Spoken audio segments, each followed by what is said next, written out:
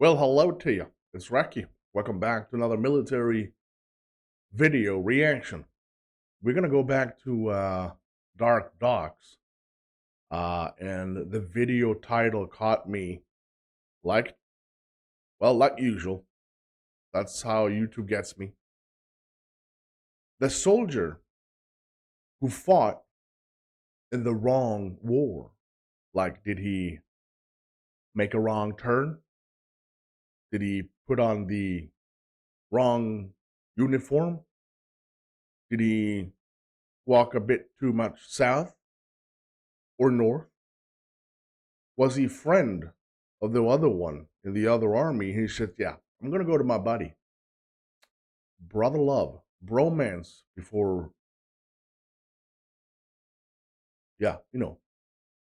Either way, we're going to check it out. If you do want to check it out by yourself, you find the link for Dark Dog's channel, and of course for the video we're going to watch. It's located right down there in the description.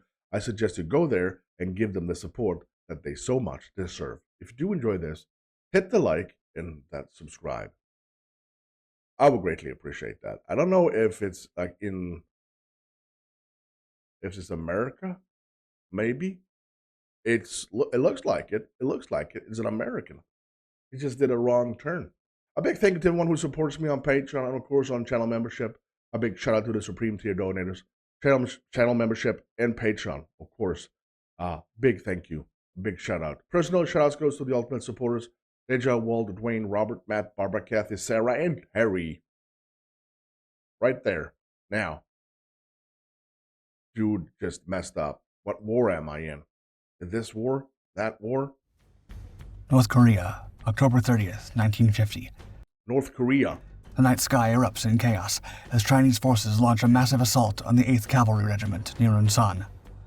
Amidst the deafening roar of gunfire and explosions, one soldier stands out: Corporal Ted Rubin.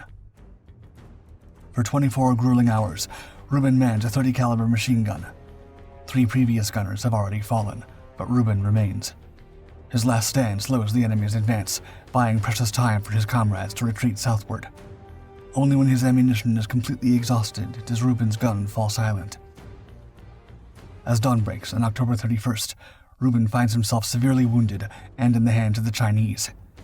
His captors smirk, believing they've snared just another American soldier. But they couldn't be more wrong. Beneath that uniform lies a secret that will become their worst nightmare. Huge Packer. Born as Tibor Rubin, this 21-year-old soldier carries with him a dark and secret history. He was a man forged in the fires of one hell, now ready to survive another. The coming months will test every ounce of Rubin's strength and courage. But for now, as he takes his first steps into captivity, one thought burns in his mind: the Chinese have no idea what's coming. Tibor Rubin was not born in the United States. So he's just going to be strong-minded, super willpower. No idea what's coming. Tibor Rubin was not born in the United States. In fact, he was born in Pashto, a small town in Hungary, on June 18, 1929. During his childhood years, Rubin's family lived a peaceful, idyllic life. However, as Hungary allied with Nazi Germany in the 1930s, they soon realized they had a serious problem. They were Jewish. As war broke out and the Holocaust intensified, Tibor's father and stepmother could see the writing on the wall. Worried for their young son's safety, they tried to send him to neutral Switzerland. However, their escape plan failed, and the Nazis captured him. The teenage Rubin was sent to Mauthausen concentration camp in Austria, around 12 miles east of Linz, where inmates were subjected to grueling slave labor under horrendous conditions. It quickly earned a grim reputation as one of the Nazis' most hellish work camps. Of the 190,000 prisoners held at Mauthausen and its subcamps, only half would survive. Arriving at the camp in March 1944, Rubin was lined up with the other new prisoners as an SS captain told them that none of them would get out alive. Rubin turned to the man next to him, quipping sarcastically, quote, "Nice fellow." Perhaps he was too young to understand the seriousness of the situation, or perhaps it was simply an early sign of the defiant attitude in the face of danger that would come to characterize him. the same spirit that enabled him to survive 14 unforgiving months in the bleak confines of the camp.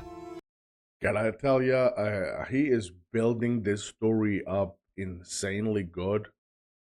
Going back to when this guy was locked up in a concentration camp to actually get any kind of idea what kind of man he will be due to his childhood, younger years. I love that. Sadly, his family was less fortunate. His stepmother and sister lost their lives in Auschwitz, while his father shared the same fate at Buchenwald. Mauthausen was liberated by the U.S. 11th Armored Division on May 5, 1945. The sight of the uniformed American troops coming to save him left a lasting impression on the young Reuben, who felt he owed a debt to the United States, and he made a resolute promise to himself. Quote, "If the Lord helped me go to America, I'd join the army."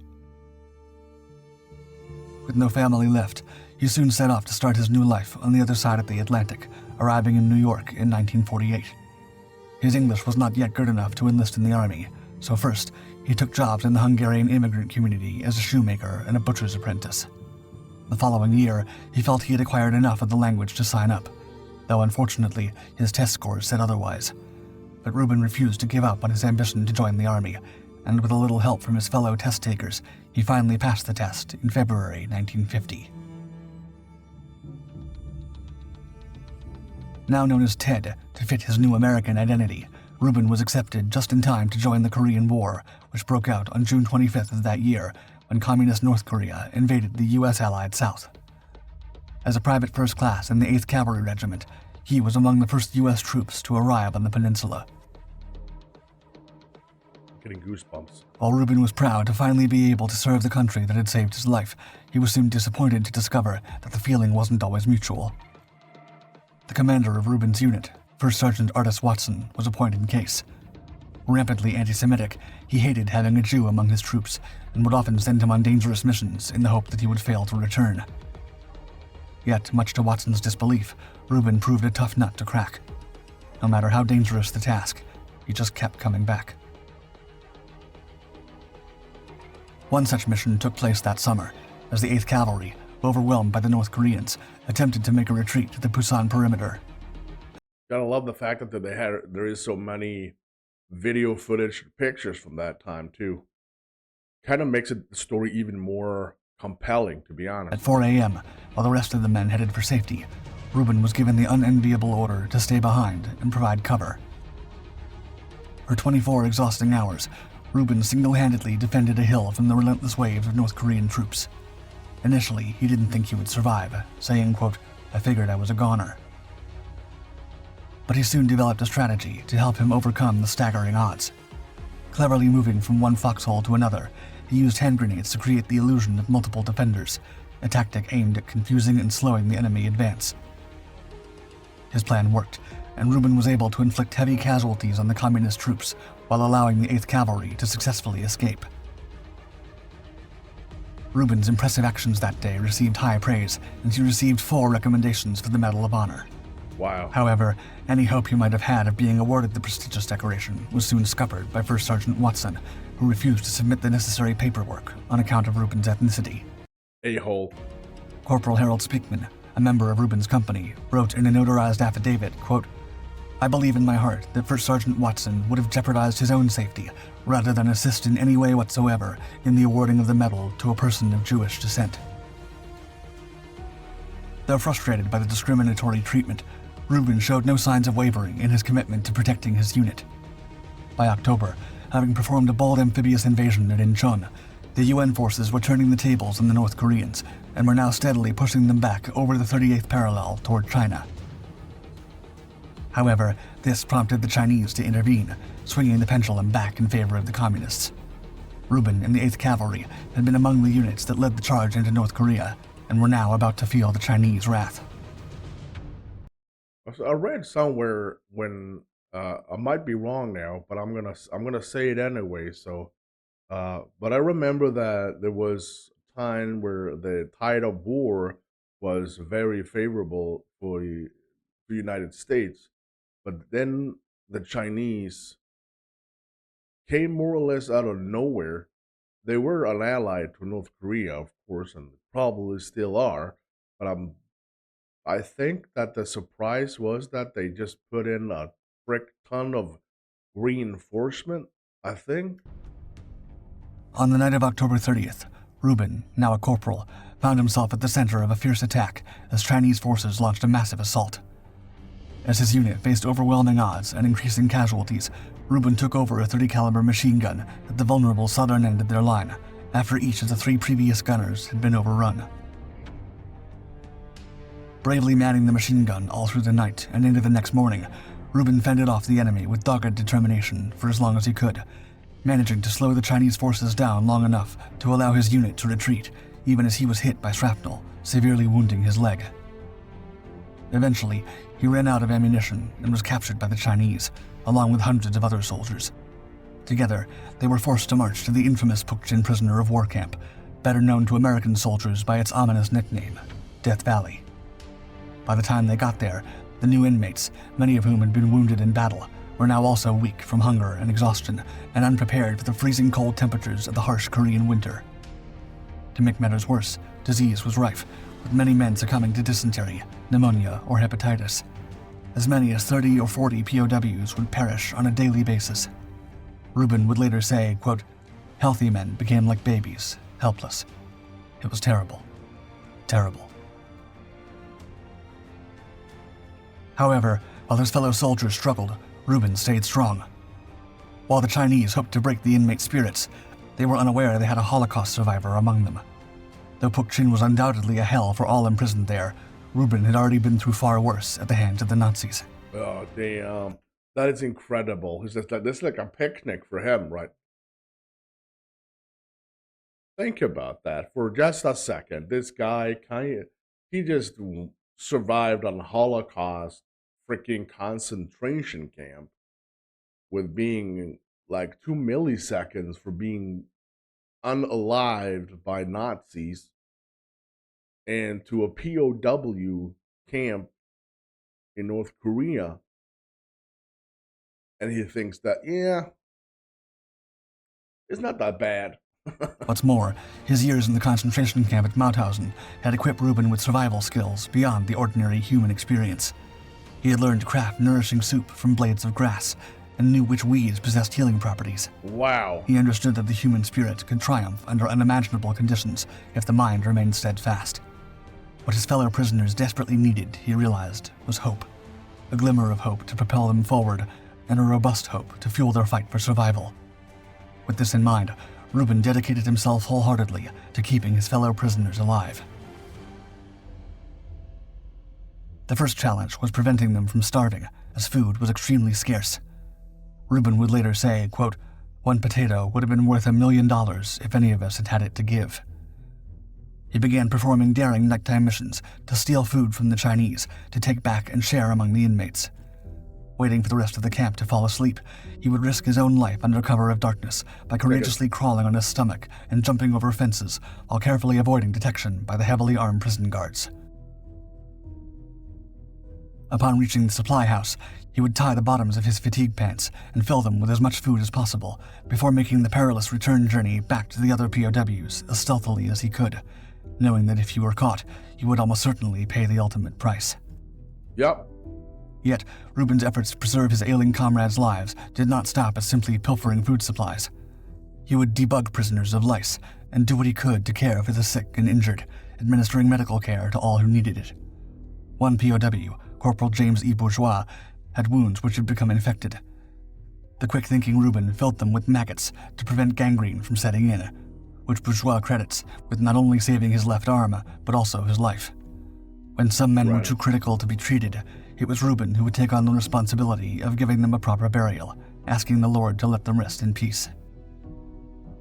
Unsure what to make of this unusually indefatigable prisoner, the Chinese paid close attention to Rubin until they eventually discovered his Hungarian origins. After World War II, Hungary had fallen behind the Iron Curtain and was now a communist satellite state of the Soviet Union. Seeing an opportunity to rid themselves of the troublesome POW and score a major propaganda victory against the United States, the Chinese offered Rubin the chance to return to Hungary, along with a good job, nice clothes, and as much food as he wanted. However, Oh, wow. Reuben did not want to give them the satisfaction of a defection. Oh, that's, wow. And besides, he refused to abandon his men or his adopted country. Even though he had a free ticket out of the brutal prison camp, he declined the Chinese's offer, preferring to stay and look after those who needed his assistance. Reuben was transferred to Camp 5 at Pyeongtaung, where he continued doing whatever he could to help his peers. Though he had suffered a lifetime of discrimination, first from the Nazis, then from within the US Army itself, there was no place for prejudice in his own mindset. Referring to the attachment he felt to his new homeland and the Hebrew word for a good deed, Reuben explained his actions by saying, quote, "I did it because I was an American, and because it was a mitzvah. Regardless of color or nationality, they were my brothers." Reuben Mindset right there. That's a mindset. nationality. They were my brothers. Reuben remained in the camp until Operation Little Switch, an exchange of sick and wounded prisoners between the two sides that took place between April and May 1953, shortly before the fighting came to an end in July. He had endured nearly 2.5 years of imprisonment, during which time he's credited with personally saving the lives of over 40 inmates. Upon his return to the United States, he was finally allowed to become a citizen of the country for which he had done I mean, really, yeah, that's just at least he can do. so much. Reuben was overjoyed, saying, quote, "I was the happiest man in the world." However, despite the incredible valor and selflessness he had displayed during the Korean War, as service medals were being handed out, he was once again overlooked. Reuben was not particularly bothered. He hadn't done what he had for recognition. He'd done it out of a simple sense of duty, and he slipped into a quiet civilian life in Southern California, getting married, having children, and working at his brother Emery's liquor store, eventually becoming a partner. Having long since lost contact with Reuben, most of the men from his original unit believed he had passed away. So when he unexpectedly appeared at a Korean War veterans reunion in 1980, he caused quite the sensation. Realizing he was still alive and well, his former comrades piled pressure on the army to revisit Reuben's war record. However, it soon became clear that this was not an isolated case. It seemed that many Jewish and other minority servicemen had suffered from the same discrimination, ending up with lesser awards or nothing at all, instead of the medals of honor they deserved. In 2001, Congress passed an act that led to the review of several veterans' wartime acts of valor, among them Tibor Ted Rubens. Having been shown to have been a victim of prejudice, in 2005, 55 years after originally being recommended, Reuben finally received his Medal of Honor from President George W. Bush at the White House. With his trademark sense of humor that even years of suffering could not repress, Reuben commented, quote, "It would have been nice if they'd given me the medal when I was a handsome young man. It would have opened a lot of doors." He humbly added, quote, "The real heroes are those who never came home. I was just lucky." He is the only Holocaust survivor to have won a Medal of Honor. Yeah, that was 1,000 times better than I expected it to be, as like usual when I watch these videos. I mean, if I wasn't like doing this, reactor or content creator, whatever you want to call it, I would never know these stories. And every now and then I'm hanging out with people and I just said, "Do you hear about that guy? Like, let's pretend I'm talking about this. Did you hear about that guy who survived on a concentration camp during Nazi Germany, and then he moved to United States, and then he joined the army?" And they would look at me, "How do you know these things?" I really don't know half about what I do here, but I love that feeling of just being the guy with stories. Thank you, YouTube. That's basically it. If you did enjoy this like I did, let me know. Let me know, man. Hitting the like and that subscribe is something I would greatly appreciate. So thank you if you already did this. I'm Recky. You stay safe.